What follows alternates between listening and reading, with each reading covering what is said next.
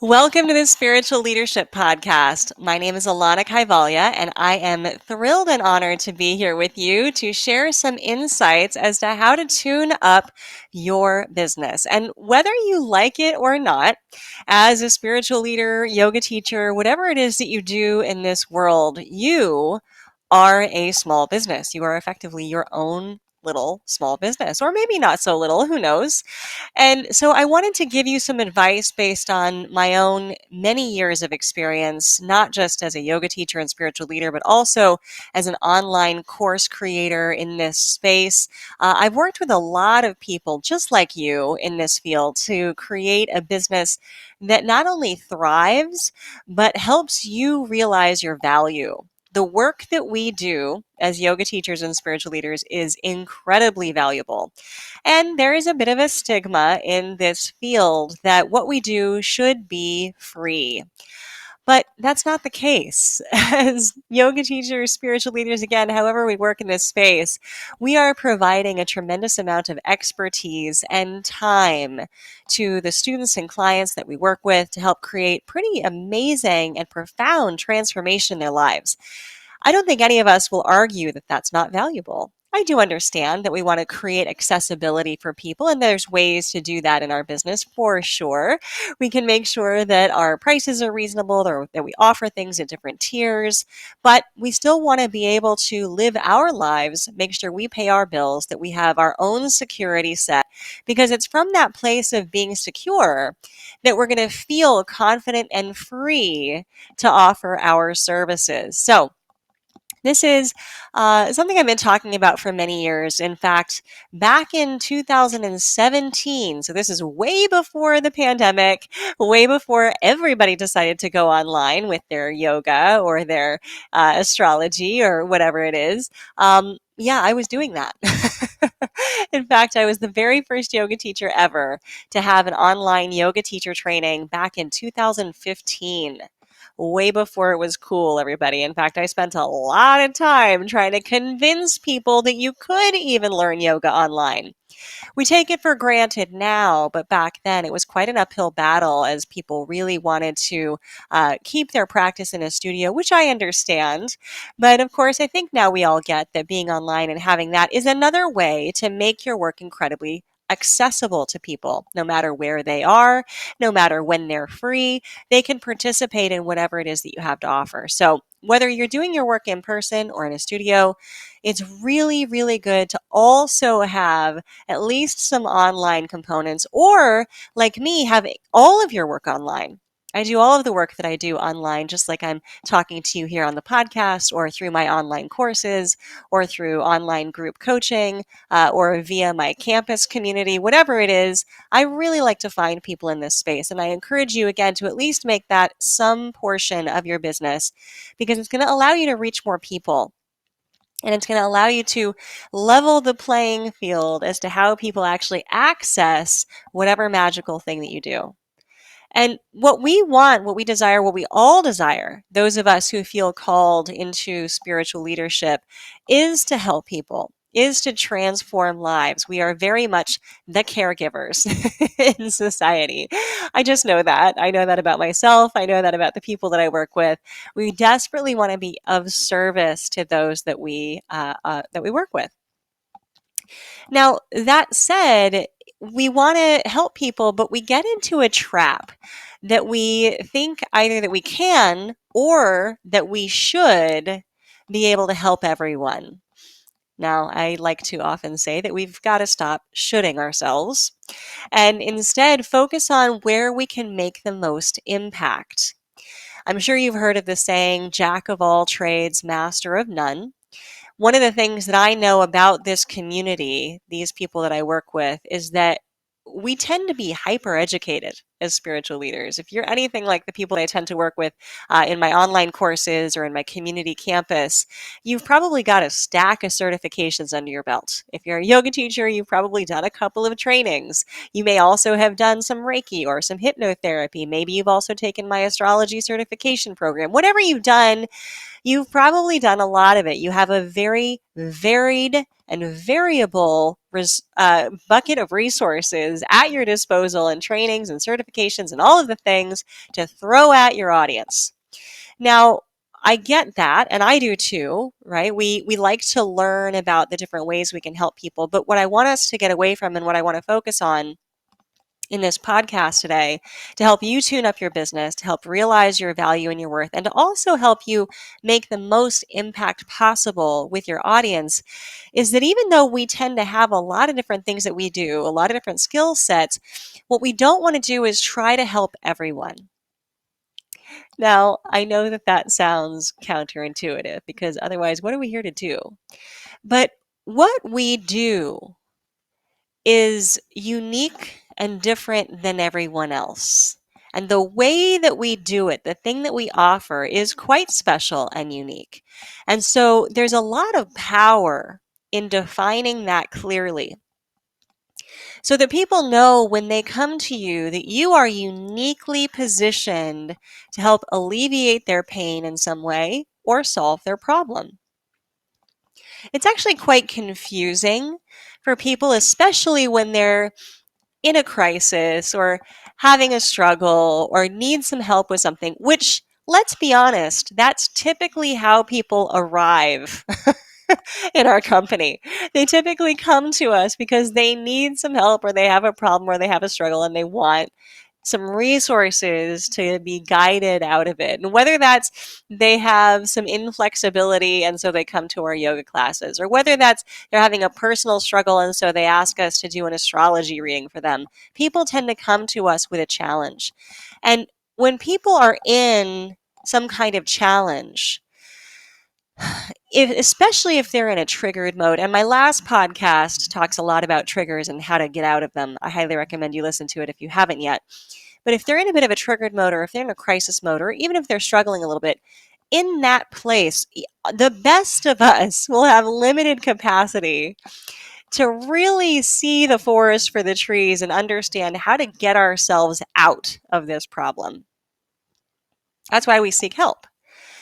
So it's confusing for your audience to perhaps show up on your website and see, oh my goodness, this person does all of these things. They do yoga, they do astrology, they do tarot, they do Reiki, they do massage therapy, they do hypnosis. And to try in that challenge state to discern exactly which of those menus of items might best serve their current need. That's tough. That's tough. So even if we have a whole bunch of certifications, a whole bunch of different skill sets, the most helpful thing we can do for our business, for our ability to thrive, and for our ability to make the greatest amount of impact with our audience is to take a look, a holistic look at the things that we do and determine how does this whole package that I am, that is my expertise, my education, how does it come together to solve one problem? And who can it most serve? Now, again, I've been doing this for a long time. I launched the first teacher training ever in the whole world online in 2015, and I had some good success with it, and also with my other online courses. And so in 2017, I launched my Upward Facing Business Academy, which is essentially like an online business administration degree for the spiritual leader. I wanted to teach people from a spiritual perspective how to really dial in their business and make it successful. And I've had great success with my students in that academy over the years. We've had people launch their courses and make $44,000. That's not bad, is it? And we've had people make their first $10,000 months through the academy. It's a very incredible and successful program. And throughout the years, I've been leading the Upward Facing Business Academy and working with people just like you who are spiritual leaders to make more impact with their business, to also make more money with their business. Money is not a dirty word. It shows our value. It demonstrates the power of our work in the world. I've had great success, but I can tell you that there is one big challenge that everyone faces, and it is this, exactly what I'm talking about here with you right now on this podcast. Our ability to niche down and to discover and really clearly define who exactly we serve with our work, and what problem exactly we solve.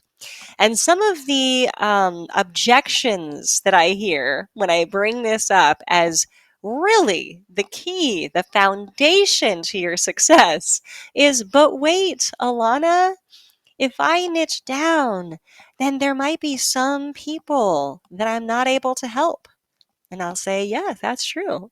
That's true. And those people will be better served by finding someone whose area of expertise their problem exists in. And wouldn't we want that for them? When we niche down and we define exactly who we can serve best, we are going to be able to create even greater transformation with that particular audience. And I know it sounds counterintuitive, but it isn't. Niching down does not limit you. It does not limit your market. It actually empowers your market and your audience to find and discover you because you are the person that can help them the most. And that's the most exciting thing for anybody with a problem. If you have a problem or a struggle and you've just found the one solution, aren't you going to run to that quickly? The answer is yes. And so when people find that you are the problem, or you are the solution rather, to their problem, they're going to run towards you. They don't have to overthink selecting from the menu of items of like, ooh, maybe I want this or that or the other thing. You have done the work to discern based on all of the things that you know, all of the trainings that you've had, all of the expertise you've developed. This is how I create an amalgamation. This is how I bring into a confluence, a togetherness, all of the things that I do so that I can best help my particular audience. This is your special work. This is your niche. And it doesn't have to look like anything else.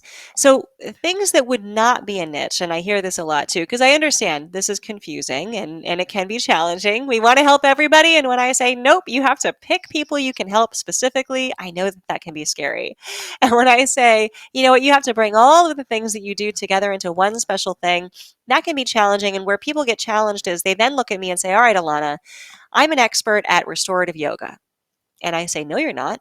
Anybody can teach restorative yoga. I can train someone to teach restorative yoga and they can deliver that class. What's special about you is not the technique restorative yoga. What's special about, and that's just an example, it doesn't have to be restorative yoga. What's special about you is the way that you deliver it.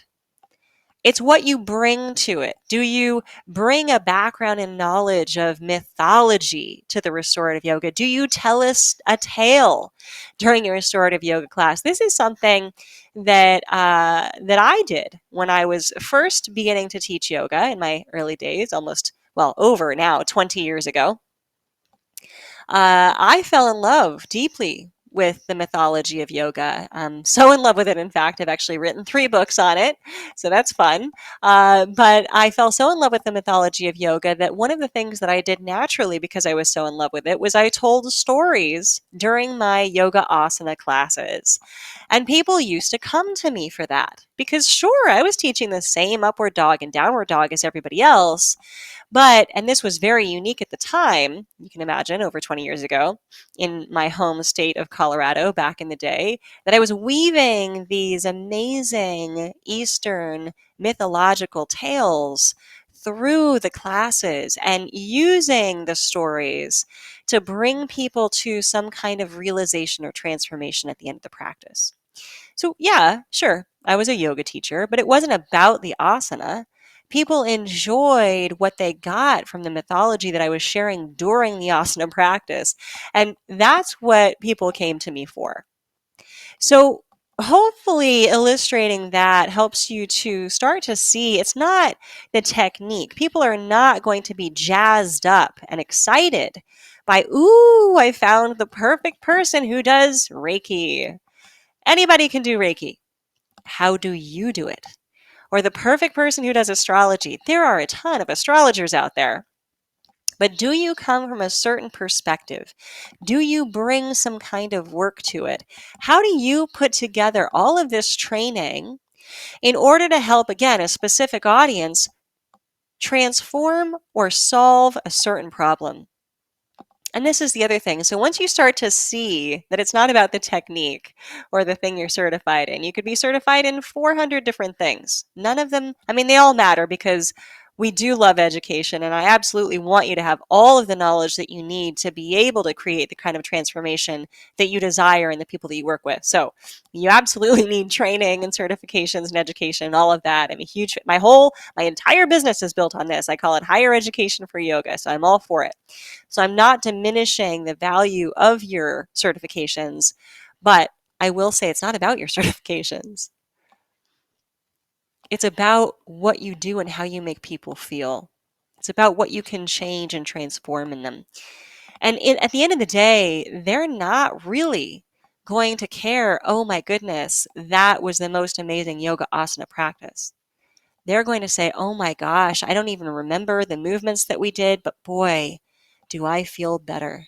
Or I don't even remember exactly what this person said to me, but whatever I walked in with, the struggle that I walked in with is gone. Or I'm not even sure what happened in that room. It was magical. They won't really care ultimately about the techniques that you use. They'll care and remember the end result. So, what is it that you want to work with in people? And I know that this, at first, as I ask this question, can sound a bit amorphous, especially because people like you and I in this spiritual world, in this, in this place that we occupy, we tend to value things like inner peace, enlightenment, well-being. These are lovely things, and I talk about them often too, and I also value them.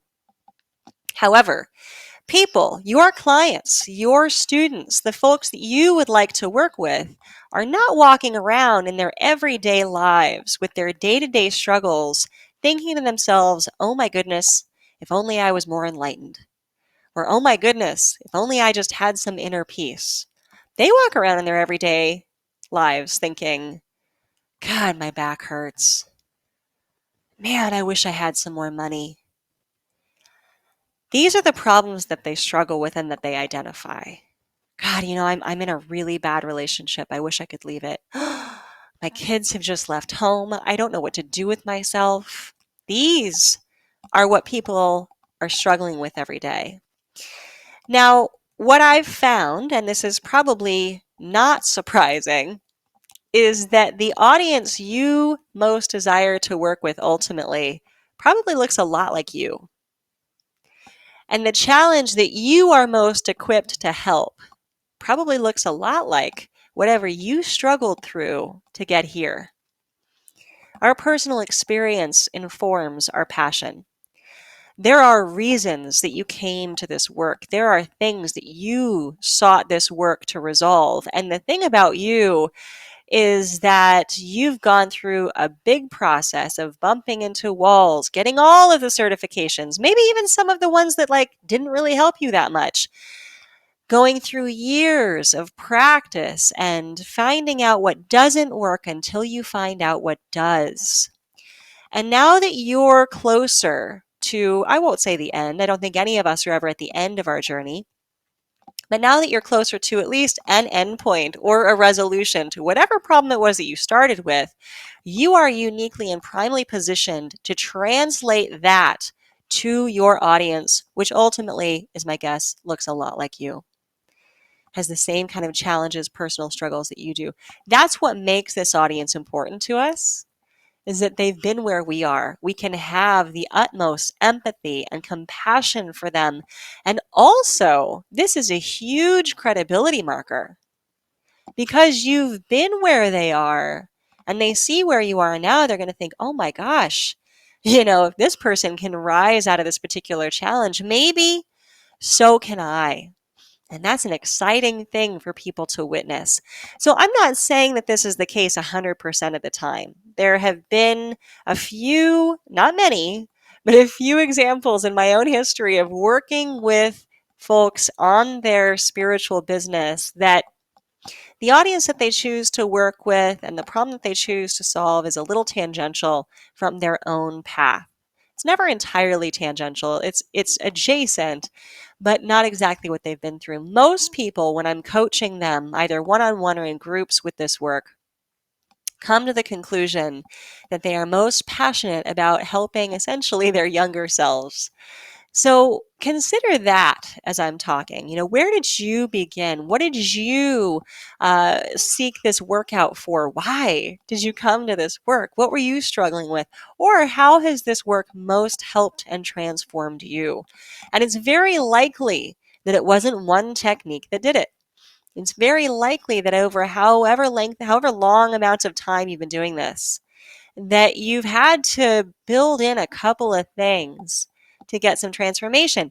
So take a look at your own history, who you were when you began, who you are now, what you've done to get here, what you've learned, what didn't work, what you wish you would have known. One of the things, here's a good example. One of the things that I wish I would have known when I began my business, and I decided in 2015, again, way before it was cool, to go all in on being online. I was struggling with a really profound thyroid disorder that was giving me some pretty debilitating symptoms. And showing up, because I used to teach teacher trainings in studios in person, and those are long days. I want to just give myself some credit for waking up and being present at 8 a.m. for people all the way through until 6 a.m. And that is not a normal work day. That is a 100%. I'm giving my all. There's no Facebook breaks. There's no social media breaks. I don't just get to stop paying attention to people. I'm on delivering lecture, delivering love, holding space for 10 straight hours. And I loved doing it. But the symptoms of my particular disorder meant that that was incredibly depleting for me. And it was getting more and more difficult for me to show up for those long days and long periods of time. So, in my own life as a doctoral student, I was taking some online courses, and I thought, well, goodness, if I can take some online courses in the process of getting a PhD, maybe I should look into moving some of my work online. I can teach people yoga online. I can teach them astrology online. I can teach them tarot online. I can do all of these things. And so I did. And so I went all in on being online in 2015. Clean break. Here I am on the internet, doing my work here, finding people around the world, leveling the playing field, making it more accessible. And I wish that at that time nobody else was doing this. So I really bumped into a lot of walls. I really had to figure stuff out. I really made a lot of mistakes.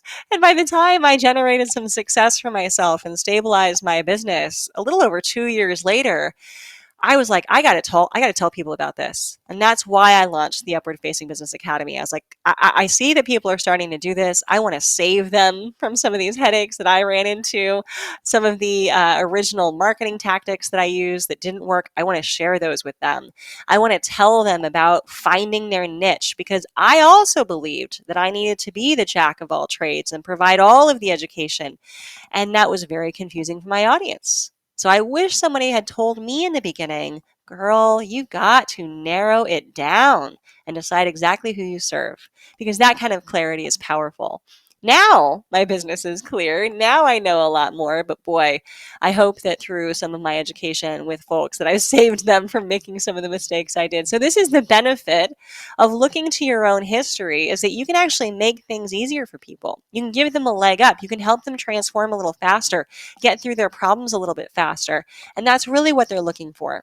So if you've struggled, let's say, with a relationship issue, and that's what brought you to the work, and that's what you've moved through, and that's what you've successfully transformed, there are a lot of people with relationship issues out there. Maybe that's your niche. Maybe that's who you work with and the problem that you solve. If you've worked through some chronic pain with different techniques and you've found, actually, it's best if I do this in the morning and this in the afternoon and change this about my daily living, that is valuable information that someone is going to need from you and no one else. People want to learn from those who have changed and transformed, who have mastery in whatever their problem is. So look to that. And when you are the most powerful expert in this space on solving your particular problem and serving your particular audience, that is when everybody thrives. That's when people value your work appropriately, which does mean money in the bank for you to have the security and safety that you need to make the money that you deserve because your work is valuable and you can handle your bills and you can handle your life and you have the stability and freedom to do your work, that is thriving. And they're going to happily value what you do because you're clearly the expert and you can clearly get them to the finish line. You solve someone's problem and they will love you forever. They will. It's powerful, powerful work. It's not just about giving them a great yoga class or an awesome massage session or a fantastic astrology reading. It's really about touching their soul, enlivening their spirit, helping them more deeply connect with themselves and the world around them. They don't know that's what they need. They just know they have a problem that needs to be solved. But ultimately, that's what this work does, isn't it? I remember when I first started yoga, I was very reluctant to do so. I was in college studying physics, actually. So yoga sounded like a ridiculous concept to me. But a friend dared me, and I went, fully expecting not to like it. But that was right around when I had first started struggling with my thyroid. And I was first diagnosed with Hashimoto's thyroiditis. And I noticed that at the end of the class, it was the first time I felt better, not more tired. At that time, I thought it was exercise. I know now that it wasn't the quote exercise that was making me feel better. I'd walk out of a 60-minute yoga class and I felt like more like myself. I felt connected. I didn't feel more exhausted. I didn't feel more sore. I didn't feel more terribly about myself. And that's what got me hooked. It started to solve my problems. And here I am, more than 20 years later. And I share this because I have every expectation that you probably have a similar experience.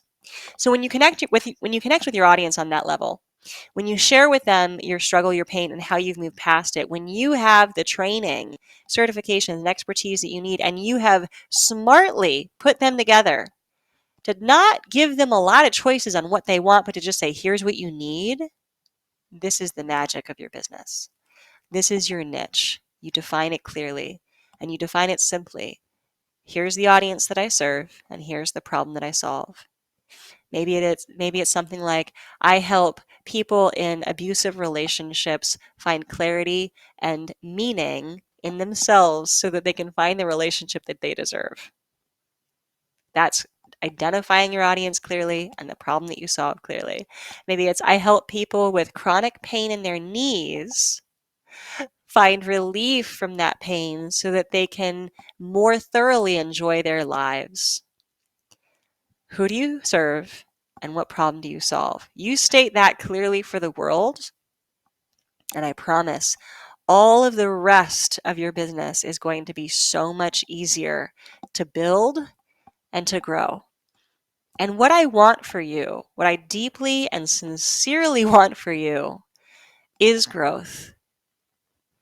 It is for you to thrive. Because when you're growing and thriving, what I know about you is that you're making incredible impact in the world. And you're doing your life's work, your heart's work. You're responding to the call for spiritual leadership, which people are so desperately in need of right now. So find your niche. Be unafraid to call out clearly who you work with best and who you serve and how you serve them, the problem that you solve. When you stand on that soapbox, when you say, this is who I am, people will run to you and everybody thrives. They thrive because they're getting their problem solved. They're getting the transformation that you can give them. You thrive because you're being honored for the work that you do and you're fulfilling your life's purpose and being successful while doing it. So I hope this is helpful. I hope this gives you some much needed direction and perspective, or even just an affirmation that you are on the right track. If you need more help, if you need more resources, trust me, I have a ton of them. Whether it's from other podcasts that I've released in the past, because I've been doing this for a while too, Whether it's my books, whether it's my online courses, my blogs, you can find it all at my website, alannak.com. Or if you need a community of people to join, I have a monthly membership called the Higher Education in Yoga membership that you can join, and you'll be surrounded by your peers who are all seeking to fulfill their highest purpose as spiritual leaders. So join my community. I'm really glad you're here. Thank you so much for listening to the podcast. It's been my honor to share this work with you and these ideas with you. I hope they've been helpful. And until next time, please take care of yourself and take care of each other.